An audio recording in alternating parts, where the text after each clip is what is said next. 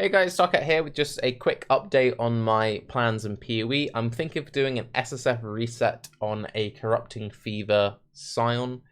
Sorry I haven't been super active on YouTube recently. I've been in hospital and it's just drained all of my energy and I just haven't had the will to play. So I just feel like doing a complete SSF restart and just kind of getting back into it would be a good way to recapture the kind of buzz. I was playing some Titan Quest earlier, as you do, and whenever I play an ARPG which isn't PoE, it makes me want to play PoE. So what's the idea with the build? You get a bow, you use either Tornado Shot, GMP, Greater Volley, Chain Fork memes, or Rain of Arrows to apply as many hits as possible, and you just Corrupting Fever everything. Really curious to see how this build performs with absolutely zero anything. If it feels very rough early on, you can just level it as a pure Exanuate build. The thing which is pretty neat about it is you get all of your damage scaling from Cluster Jewels, so doing this in an SF reset with 0 Cluster Jewels could be really satisfying because I'll see the progression of my character. Or it could be really frustrating because I'd be like, I don't have any of the things I need to progress my character. So yeah, I don't know, I think it should be an interesting experience to say the least. I'm very much looking forward to it though. It's something that I've been wanting to play. It's kind of something that I very nearly league started. I was gonna make one of these super early into the league, and then Mathel played a Corrupting Fever Glad, and that just kind of put me off. The problem with Mathel is he'll make a build, and then if you're a content creator and you make a build similar to a build that Mathel's played, then it's like, ugh, why are you playing a Mathel build? Ugh. And I just couldn't be bothered with all of that. But I feel like enough time has passed now and I want to do it quite differently. But I think I can get away with it. Also, with Mathel's build, he tried to like do this weird like hybrid bleed fizz dot thing, which just doesn't really work. Whereas this is just pure Corrupting Fever. And I guess I should really talk about why would you do this as a Scion instead of doing it as a Glad. So Glad gets some nice things. It gets the bleed pop-pops. The bleed pop-pops don't always proc with pure Corrupting Fever builds, because sometimes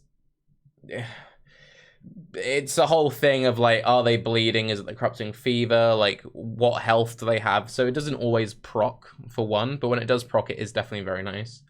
The main thing is the Arena Challenger charges, actually. Like, that'd be the main reason why I'd want to play this on a Glad over a Scion, just for this extra zoom. The advantage of doing it as a Scion, though, is you get much higher damage potential. So both have the 25% more... Well, this is 25, this is 20, but it gets, like, some MAME scaling here, so it's kind of whatever. They both get the Fizz dot scaling, but Scion gets a much, much neater skill tree. If you're doing pure Corrupting Fever trees, you can't use any, like, ailment scaling. So you can't use any of the stuff which you would normally use on a Bleed Gladiator. That is all useless to you.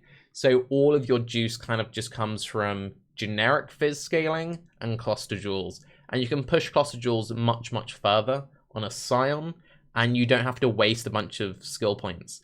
Like, you can see how neat this tree is. So a level 72 skill tree, you've got 200% life with fluff. Like, this is with endurance charge generation. With some investment into war cries, which we could probably afford to drop. Like, we could bring this down to a 60-point tree pretty neatly. But yeah, this is like a very set tree. And it will be really easy to level early. As I said, you can level it as Exanuate if you're kind of struggling with the fever stuff. But you get some just generic fizz scaling. You get the good dot stuff early. Super Ez. You get the whole endurance charge generation thing going on with spamming Enduring Cry on left click. It should just be like a really neat, really tidy setup. And then you've got a couple of options on what you match it with. I'll most likely go with Raider, because you get the movement speed, you get the dodge, you get the onslaught, you get the frenzy charge generation, and you get the phasing. A whole lot of good. It also opens up the possibility of jumping to Ranger start. So maybe it'd be something I'd do when I don't have Cluster Jewels, or maybe I'll just do like a single Cluster Jewel setup, and then like jump to Ranger start, pick up Wind Dancer, pick up Phase Acro, and good things happen. Could be an option. Could also do the jump to Ranger start to get thick skin, and crystal skin, and then get ailment immunity on my small cluster jewels. There's a couple of plays to be made there. Could get ailment immunity without any of that stuff, with a double cluster jewel setup and just some crafts on gear. Got a lot of options, but I think this is kind of the vibe that I want to go for. Not entirely sure. I'll make this at some point, either tonight or tomorrow. It's quite late, it's 11 o'clock. But I'll make this soon, most likely an SSF restart.